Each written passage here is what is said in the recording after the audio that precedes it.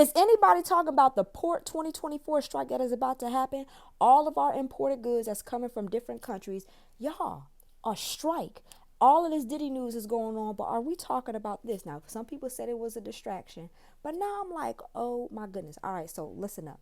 Longshore workers at ports from Maine to Texas are set to walk off the job early Tuesday, saying what could be the most disruptive strike to the U.S. economy in decades. I saw somebody else do a TikTok and said there was another strike that happened in the 1970s and it lasted about 130 days. Now, depending upon how long this strike is going to last, just in short, they're asking for higher wages. So their employer who's supposed to give them the higher wages, they're like, not yet. But if they don't give it to them or at least come to an agreement and negotiate, then they're going to stay on strike. So let's continue reading this article.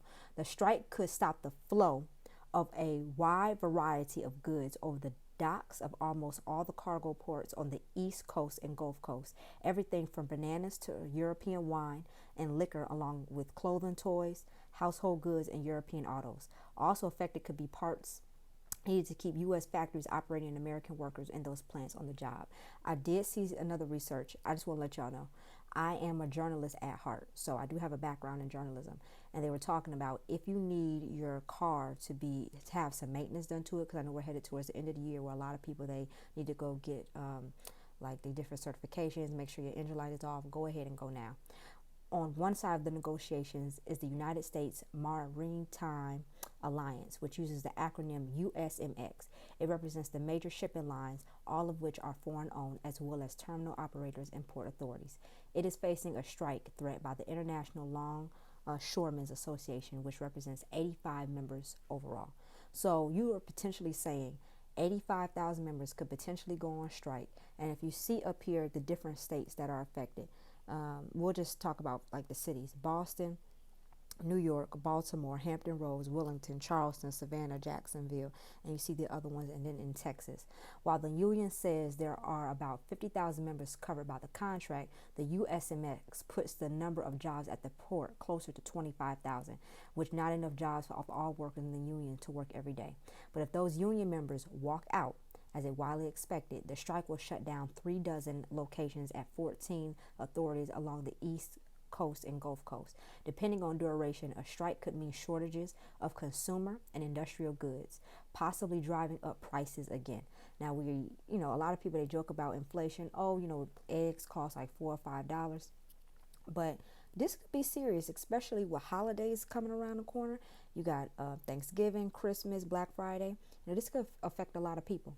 In addition, the halt of supplies of parts needed by U.S. factories could disrupt those plants' operations and even lead to temporary layoffs. This is where I want you all to tap in. What do you think? Do you think that they're going to go on strike for a long period of time? Or do you think that, listen, there'll be a couple days and then they'll come to an agreement? Because this can affect a lot of people. I want to read this last part of the article. The ports involved include the Port of New York and New Jersey, the nation's third largest port of volume and cargo handled. But it also includes port with other specialties. Port Wellington in Delaware describes itself as the nation's leading banana port, bringing in a large share of America's favorite fruit. According to the American Farm Bureau, 1.2 million metric tons of bananas come in through the ports that could go on strike next week, representing over a fifth of the nation's bananas.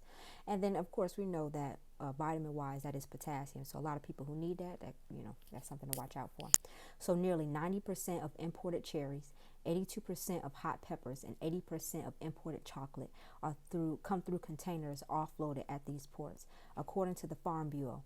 It said the situation is just as significant for beverages, with 80% of imported beer, wine, and whiskey, and scotch, and 60% of rum arriving at East and Gulf Coast ports. Spirits are at the top import at the Port of New York and New Jersey. Now, I'm going to tell you something. One thing Americans, we don't play about. I see those Budweiser commercials everywhere. You like your wine. You like to have a nice drink sometimes on a Monday. And the fruit, the wine, and you're talking about automobile, that's a hit. The Port of Baltimore, which was briefly shut down by the collapse of the Key Bridge when it was hit by a container ship earlier this year, we all saw that, handles the nation's largest volume of auto ports.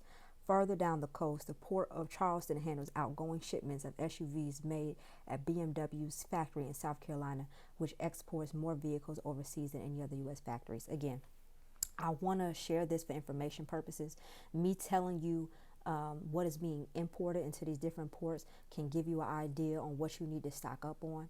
Another thing that I would definitely say is go ahead and get you some non-perishable items and canned goods, and also, beans and rice. If you ever watch Tiffany Montgomery's video, she talks about on what to stock up on. Go on YouTube again and watch that video, Tiffany Montgomery, the stock up video. I've watched that before.